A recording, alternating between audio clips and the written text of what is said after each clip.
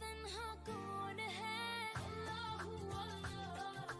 بادشاہ وہ کون ہے۔ السلام علیکم پیارے بچوں، آج میں آپ کو بتانے لگی ہوں پیارے نبی کی کہانی۔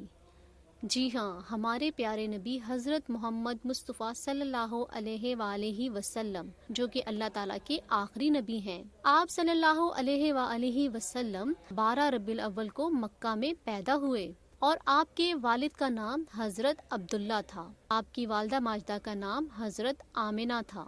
تو بچوں، آپ کو پتہ ہے کہ ہمارے پیارے نبی کو پیارے نبی کیوں کہتے تھے؟ اب تک اللہ نے اس دنیا میں 1,24,000 پیغمبر بھیجے ہیں، یعنی نبی بھیجے ہیں، جو کہ لوگوں کو اللہ کی راہ پر چلنے کا درس دیتے، جیسا کہ حضرت موسیٰ علیہ السلام، حضرت یوسف علیہ السلام، حضرت عیسیٰ اور حضرت داؤد علیہ السلام کا نام تو آپ نے سنا ہی ہوگا۔ ان میں سب سے آخری نبی حضرت محمد مصطفیٰ صلی اللہ علیہ وآلہ وسلم ہیں، اور اللہ کو سب سے زیادہ محبوب اور پیارے نبی ہیں، اور اللہ تعالیٰ نے اپنے پیارے نبی کے لیے ہی یہ دنیا بنائی ہے۔ اور یہی نہیں، ہمارے پیارے نبی حضرت محمد مصطفیٰ صلی اللہ علیہ وآلہ وسلم کو اللہ تعالیٰ نے رحمت للعالمین بنا کر بھیجا، یعنی ہمارے پیارے نبی نہ صرف دنیا بلکہ پورے عالم کے لیے رحمت ہیں۔